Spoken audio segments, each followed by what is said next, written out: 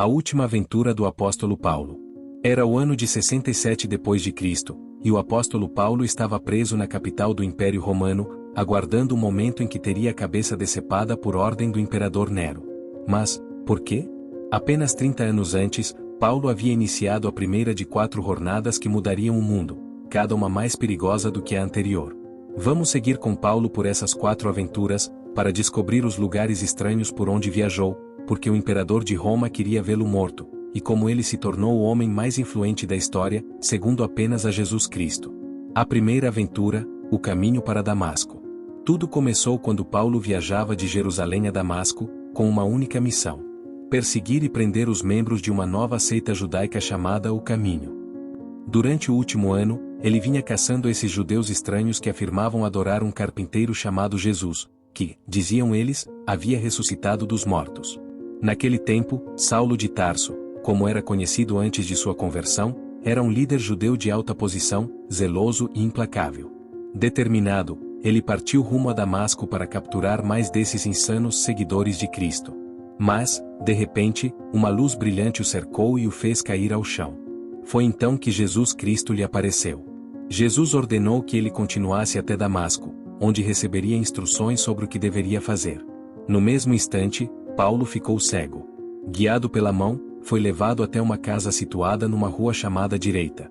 Uma antiga via romana que, curiosamente, ainda existe em Damasco até hoje.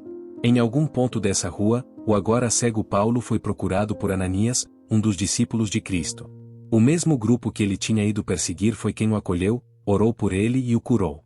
Paulo recobrou a visão, foi batizado e recebeu o Espírito Santo de Deus, que o conduziria a lugares perigosos e transformaria completamente sua vida. O chamado no deserto da Arábia. O primeiro destino de Paulo, guiado pelo Espírito, foi a região da Arábia. Mas por que ele iria até o meio de um deserto escaldante? Em vez de retornar a Jerusalém para aprender com Pedro e os demais apóstolos sobre sua nova fé em Jesus, Paulo quis ouvir diretamente do próprio Senhor. Por isso, muitos estudiosos acreditam que, na Arábia, Paulo subiu ao Monte Sinai. O mesmo monte onde Moisés havia falado com Deus e recebido as 10 tábuas da lei. Ali, Paulo teria falado diretamente com o Cristo ressurreto, e recebido uma mensagem que mudaria o curso da humanidade. Após esse tempo de retiro e revelação, ele voltou a Damasco e imediatamente começou a anunciar a boa nova: que Jesus estava vivo e oferecia vida eterna a todos. Mas os líderes religiosos ficaram furiosos e tentaram matá-lo. Paulo conseguiu escapar e fugiu para Jerusalém, a mesma cidade onde, antes, ele havia mandado prender e matar tantos seguidores de Jesus. Por isso, quando chegou lá, os discípulos estavam aterrorizados com sua presença. Exceto um homem, Barnabé. Barnabé acreditou em Paulo e o levou para se encontrar com os principais líderes da igreja, Pedro e Tiago, o irmão do Senhor. Mas havia um grande desafio: como se aproximar dos antigos companheiros fariseus, os mesmos com quem havia perseguido os cristãos. E agora lhes dizer que o carpinteiro crucificado era o Messias ressuscitado? Se eu fosse Paulo, talvez tentasse amenizar as coisas, introduzindo o assunto com cuidado. Mas não ele. Paulo começou imediatamente a pregar com ousadia sobre Cristo, aos mesmos líderes judeus que antes o haviam apoiado na perseguição. Naturalmente, isso os enfureceu. Os discípulos precisaram novamente ajudar Paulo a escapar. Dessa vez, colocando-o no navio rumo à sua cidade natal, Tarso. O retiro em Tarso. Tarso, cidade importante da Cilícia, foi o lugar onde Paulo nasceu. Um judeu, mas também cidadão romano. Esse detalhe seria de extrema importância, porque o Império Romano, naquele tempo, dominava toda a região. O imperador havia se auto-intitulado Divi Filius, expressão em latim que significa Filho de Deus. Todo o império era obrigado a adorar esse Filho de Deus romano, exceto os judeus, que tinham uma permissão especial para adorar apenas o Deus de seus antepassados. Agora imagine, se todos os povos do império passassem a adorar o Deus dos judeus.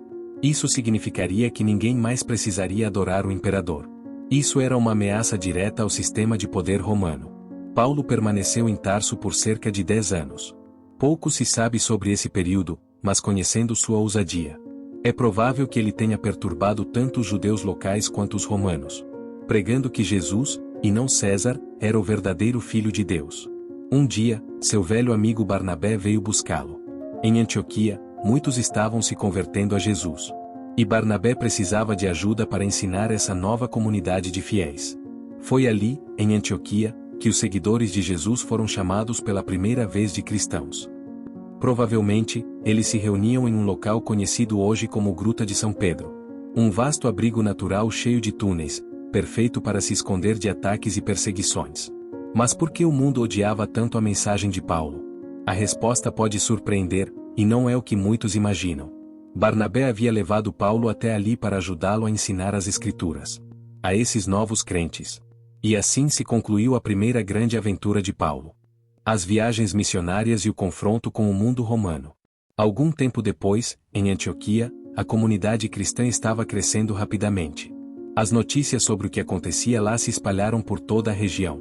Pessoas de diferentes cidades vinham ouvir as boas novas e se juntar à fé em Jesus.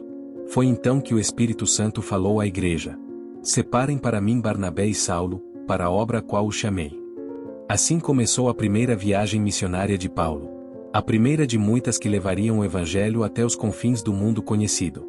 Chipre, o encontro com o feiticeiro. Paulo e Barnabé embarcaram rumo à ilha de Chipre. Um lugar cheio de influências gregas e romanas, onde o comércio florescia. Em uma cidade chamada Pafos, eles encontraram um homem chamado Sérgio Paulo. Um alto oficial romano interessado em ouvir a palavra de Deus. Mas havia também um feiticeiro judeu chamado Elimas, que tentava afastar o governador da fé em Cristo. Paulo, cheio do Espírito Santo, olhou para o homem e disse com firmeza: "Filho do diabo, inimigo de toda a justiça, não cessarás de perverter os caminhos do Senhor?" Naquele instante, Elimas ficou cego, e Sérgio Paulo, testemunhando o poder de Deus, creu. Foi ali, diante de um governador romano convertido, que Saulo passou a ser chamado Paulo. Um nome que ressoaria através dos séculos. Na Galácia, o preço da verdade. Depois de Chipre, Paulo e Barnabé navegaram até a região da Galácia, onde o clima era duro e as montanhas eram infestadas por bandidos. Mesmo assim, eles viajaram até Antioquia da Pisídia, Iconio, Listra e Derbe, pregando em sinagogas e ao ar livre. Em cada cidade, a reação era a mesma. Primeiro, entusiasmo e conversões. Depois, oposição feroz e perseguição. Em Listra, os habitantes chegaram a acreditar que Paulo e Barnabé eram deuses, chamando Barnabé de Zeus e Paulo de Hermes, por causa de sua eloquência. Mas, quando os líderes judeus chegaram e incitaram a multidão, Paulo foi apedrejado até quase morrer. Seus companheiros o arrastaram para fora da cidade, pensando que estava morto. Mas ele se levantou, e, no dia seguinte, voltou a pregar. Para Paulo, a missão era clara. É necessário que passemos por muitas tribulações para entrarmos no reino de Deus. Ao fim dessa primeira viagem, Paulo e Barnabé retornaram a Antioquia. Tinham deixado para trás pequenas comunidades cristãs em várias cidades. Sinais de uma nova fé se espalhando entre judeus e gentios. O conflito em Jerusalém. Com o crescimento dos gentios convertidos, surgiu um problema. Alguns judeus insistiam que, para seguir Jesus, os novos cristãos precisavam obedecer à lei de Moisés, inclusive a circuncisão. Paulo e Barnabé viajaram então a Jerusalém, para resolver a questão com os apóstolos. Foi o Concílio de Jerusalém, o primeiro grande encontro da igreja primitiva. Pedro falou: "Por que tentar impor sobre os gentios um jugo que nem nós, nem nossos pais conseguimos suportar?" E Tiago, irmão de Jesus, concluiu: "Não devemos impor maiores fardos àqueles que se convertem a Deus entre os gentios." Foi uma decisão histórica. O evangelho seria livre da lei, e a salvação viria pela fé em Cristo, não pelas obras. Assim, Paulo voltou a Antioquia com grande alegria. Mas logo depois, surgiu um desentendimento entre ele e Barnabé. Um conflito tão forte que os dois decidiram separar seus caminhos. Barnabé partiu para Chipre com João Marcos. E Paulo escolheu um novo companheiro, Silas. Começava, então, a segunda viagem missionária. A segunda aventura, Europa. Paulo e Silas viajaram através da Síria e Cilícia, fortalecendo as igrejas. Em Listra, Paulo conheceu um jovem discípulo chamado Timóteo, de boa reputação entre os irmãos. Ele se tornou o aprendiz e futuro sucessor de Paulo. Guiados pelo Espírito, eles seguiram rumo ao norte. Mas foram impedidos de pregar na Ásia e na Bitínia. Numa noite, Paulo teve uma visão. Um homem macedônio apareceu e suplicou: "Venha a Macedônia e ajude-nos." Foi assim que o Evangelho atravessou pela primeira vez para a Europa. Eles desembarcaram em Filipos, uma colônia romana importante.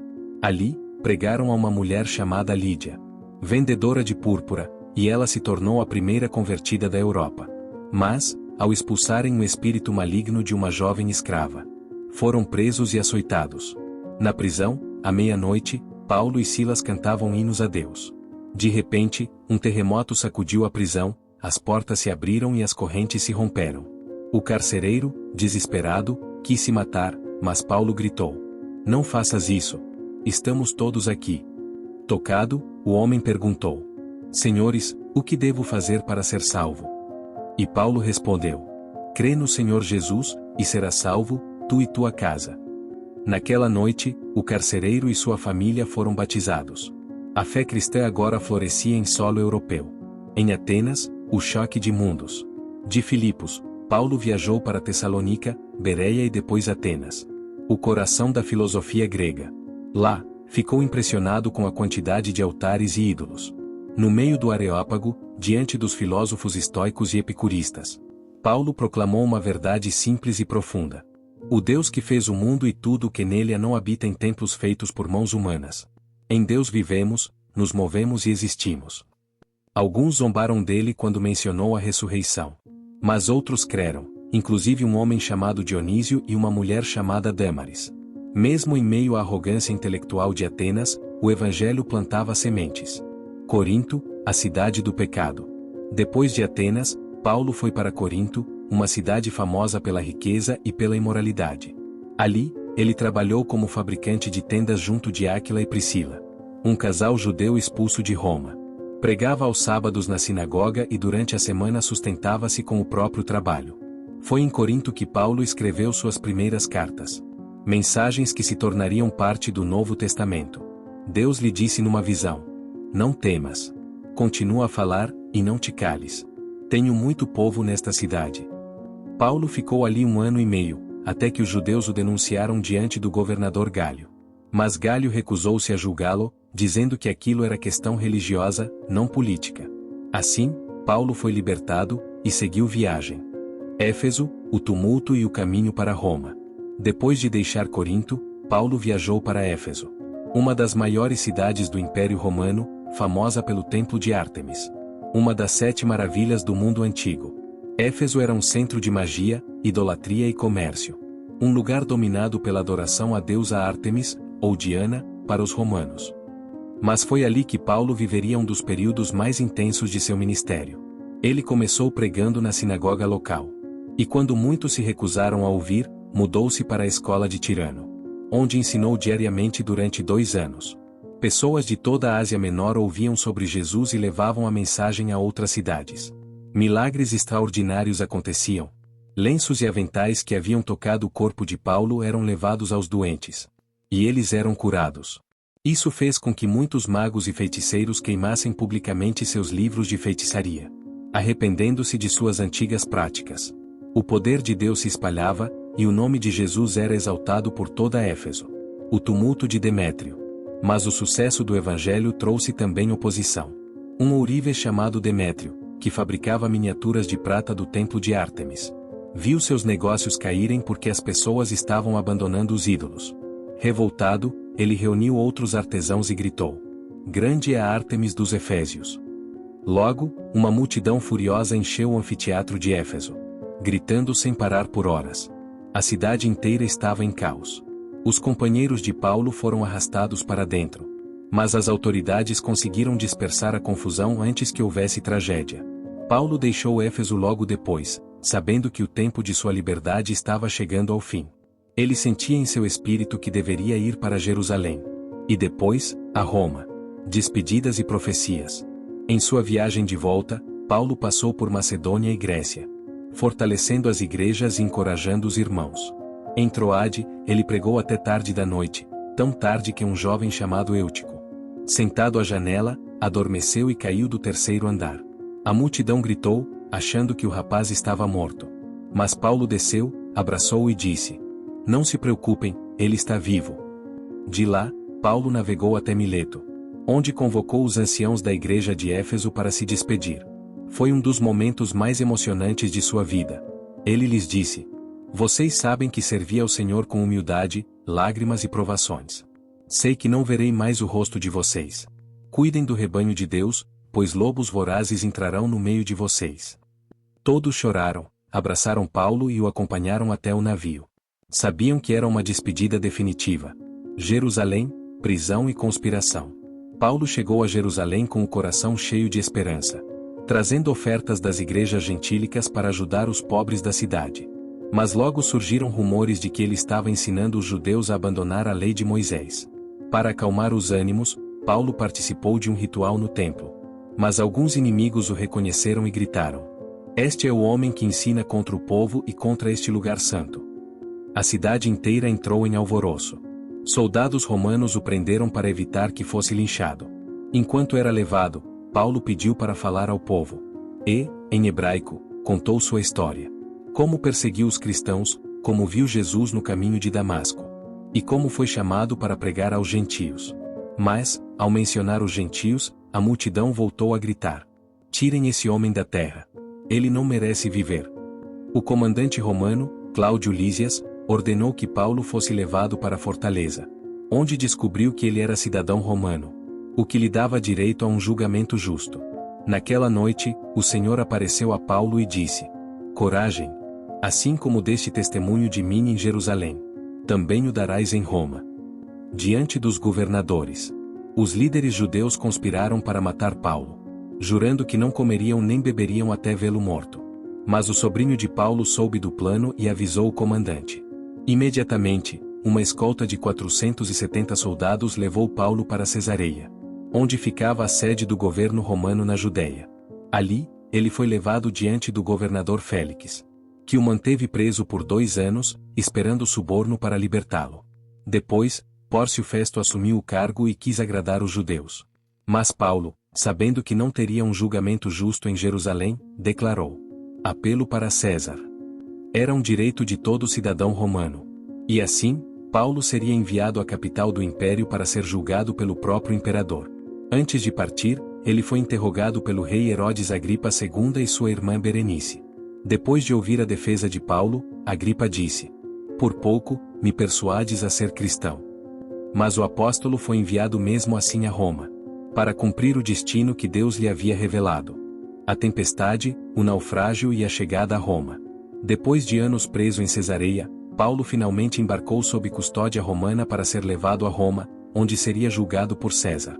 Ele viajava como prisioneiro, mas não como um homem derrotado. Sabia que estava cumprindo o plano de Deus. A viagem rumo ao desconhecido. Paulo foi entregue a um centurião chamado Júlio, da coorte imperial. Junto com outros prisioneiros, ele embarcou num navio que costeava a Ásia Menor. O progresso era lento, os ventos eram contrários e o inverno se aproximava. Em Mira, embarcaram num grande navio alexandrino que transportava trigo para Roma. Havia 276 pessoas a bordo, soldados, marinheiros e prisioneiros. Durante semanas, o mar ficou revolto. Paulo, movido pelo Espírito, avisou a todos: vejo que esta viagem vai acabar em desastre e grande prejuízo para o navio, para a carga e também para nossas vidas. Mas o centurião preferiu confiar no capitão. Eles seguiram até uma pequena baía chamada Bons Portos, em Creta, onde decidiram arriscar mais alguns quilômetros até o porto de Fênice. Um erro fatal. A tempestade. Logo depois de zarparem, um vento violento, chamado Euroaquilão, atingiu o navio com força. A tripulação perdeu o controle. O barco era jogado de um lado para outro, e por dias não se via o sol nem as estrelas. Os homens perderam toda a esperança de sobreviver. Foi então que Paulo se levantou e disse: homens, devíeis ter me ouvido e evitado este perigo. Mas agora vos exorto a ter bom ânimo, pois nenhum de vós perderá a vida. Somente o navio será destruído. Esta noite, um anjo de Deus, a quem pertenço e sirvo, me apareceu e disse: não temas, Paulo. É necessário que compareças diante de César. Essas palavras reacenderam a esperança. Mesmo em meio ao caos, Paulo assumiu a liderança, encorajando e alimentando a tripulação. O naufrágio em Malta. No 14º dia, por volta da meia-noite, os marinheiros perceberam que se aproximavam de terra. Lançaram âncoras e aguardaram o amanhecer. Mas o navio acabou encalhando num banco de areia e foi despedaçado pelas ondas. Os soldados queriam matar os prisioneiros para que ninguém fugisse. Mas o centurião Júlio, desejando poupar Paulo, impediu o massacre. Todos pularam ao mar, alguns nadando, outros segurando-se em pedaços de madeira. E, como o apóstolo havia profetizado, todos chegaram salvos à terra. A ilha se chamava Malta. Os habitantes locais os acolheram com bondade, acendendo fogueiras para aquecê-los. Enquanto ajudava a colocar lenha no fogo, uma víbora mordeu a mão de Paulo. Os nativos acharam que ele morreria, mas ele simplesmente sacudiu a cobra no fogo. E nada lhe aconteceu.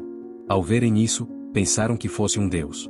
Na ilha, Paulo curou Públio, o chefe local, e muitos outros doentes. Durante 3 meses, os náufragos foram cuidados com generosidade. Quando o inverno terminou, embarcaram num novo navio rumo a Roma. Roma, o coração do império. A chegada a Roma foi silenciosa, mas histórica. O apóstolo, que já havia evangelizado cidades e povos de todo o mundo conhecido, agora caminhava pelas estradas de pedra da capital imperial. A metrópole dos Césares, o centro do poder humano. Mesmo como prisioneiro, Paulo foi tratado com respeito. Ficou em prisão domiciliar, vigiado por um soldado, mas livre para receber visitantes e pregar. Durante 2 anos, ele anunciou as boas novas do reino de Deus a todos que vinham até ele. Soldados, oficiais, viajantes, judeus, gentios, filósofos. Dessa prisão nasceram algumas das cartas mais poderosas da história. Efésios, Filipenses, Colossenses e Filemão. Em uma delas, ele escreveu: As coisas que me aconteceram têm servido para o progresso do Evangelho. Posso todas as coisas naquele que me fortalece. Mesmo acorrentado, Paulo era livre. O Evangelho chega ao trono. As palavras do apóstolo começaram a ecoar até os palácios. Membros da guarda pretoriana ouviram a mensagem. Alguns, segundo a tradição, se converteram. O Evangelho chegará ao próprio coração do Império Romano. Exatamente como Jesus havia prometido. E foi assim que, depois de uma vida inteira de perseguições, naufrágios, prisões e milagres, Paulo completou sua corrida. Ele escreveu a Timóteo, pouco antes de sua morte: Combati o bom combate, acabei a carreira, guardei a fé. Já agora, a coroa da justiça me está guardada, a qual o Senhor, justo juiz, me dará naquele dia. O martírio de Paulo e o legado que mudou o mundo. Depois de 2 anos em prisão domiciliar em Roma, Paulo foi libertado por um breve período. Aparentemente, ele ainda conseguiu viajar, talvez até a Espanha, como sonhava. Mas o Império Romano estava mudando. Um novo imperador, Nero, subira ao trono, e sob seu governo, a perseguição aos cristãos atingiria um nível jamais visto. O incêndio de Roma e o início da perseguição. No ano 64 d.C., um grande incêndio devastou Roma. Durante 6 dias, as chamas consumiram bairros inteiros. Quando finalmente cessaram, o povo buscava um culpado. Rumores diziam que o próprio Nero havia ordenado o fogo, para reconstruir a cidade à sua maneira. Para afastar as acusações, ele encontrou um bode expiatório: os seguidores de Cristo. Foi o início de uma das mais cruéis perseguições da história. Milhares foram presos, torturados, lançados aos leões ou queimados vivos como tochas humanas nos jardins do imperador. Entre os perseguidos estava Paulo de Tarso, o mesmo homem que, décadas antes, perseguira cristãos em Jerusalém. Agora, ele era o mais visado entre eles. A segunda prisão em Roma. Diferente da primeira vez, agora Paulo não foi mantido em casa. Ele foi levado a uma prisão subterrânea, o túmulo Mamertino. Um lugar frio, escuro e úmido, reservado aos piores criminosos. Lá, isolado e envelhecido, aguardava o julgamento final. Mesmo assim, suas palavras continuavam firmes. Foi dali que escreveu sua última carta, a segunda epístola a Timóteo. Um testamento de fé e coragem. Quanto a mim, já estou sendo derramado por libação. E o tempo da minha partida é chegado. Combati o bom combate, acabei a carreira, guardei a fé. Ele sabia que o fim estava próximo. Mas em suas palavras não havia medo, apenas esperança. Sabia que sua morte seria apenas a passagem para a presença do Senhor. O martírio. Por ser cidadão romano, Paulo não foi crucificado, como seu companheiro Pedro, que segundo a tradição, morreu de cabeça para baixo. Paulo foi condenado à decapitação, uma forma de execução rápida e considerada digna pelos padrões romanos. Levado pelos soldados pela via Ostiense, nos arredores de Roma. Ele caminhou em silêncio. Dizem que, antes de ser executado, orou por seus algozes e ergueu os olhos para o céu. Com um único golpe de espada, sua vida terrena terminou. Mas sua voz jamais se calou. Seu corpo foi sepultado próximo ao local da execução, onde hoje se ergue a Basílica de São Paulo fora dos muros. Um dos lugares mais sagrados da cristandade. O legado imortal. As cartas de Paulo, escritas em prisões e viagens, percorrem séculos e continentes, transformando corações até hoje. Elas moldaram não apenas a teologia cristã, mas a própria ideia de liberdade espiritual. Foi Paulo quem ensinou que a salvação não vem pelas obras, mas pela fé. Que não há mais distinção entre judeu e gentio, homem e mulher, escravo e livre. Porque todos são um só em Cristo. Ele levou o evangelho do mundo judaico para o mundo gentílico, abrindo caminho para que a mensagem de Jesus alcançasse o planeta inteiro. E assim cumpriu-se a promessa feita no início da jornada, quando uma luz o cegou no caminho de Damasco. Eu te enviarei aos gentios, para abrires-lhes os olhos, para que se convertam das trevas à luz, e do poder de Satanás a Deus. Epílogo, a voz que ecoa no tempo. Hoje, quase 2000 anos depois, a história de Paulo ainda ressoa como uma prova viva de transformação e fé. O perseguidor tornou-se pregador. O fariseu tornou-se apóstolo. O homem das leis tornou-se o homem da graça. Em cada página de suas cartas, ouve-se o eco de alguém que amou até o fim, que suportou todas as dores por uma causa maior, e que acreditou que o amor de Deus é mais forte que qualquer império. Paulo partiu, mas sua mensagem ficou, e continua atravessando mares, eras e corações.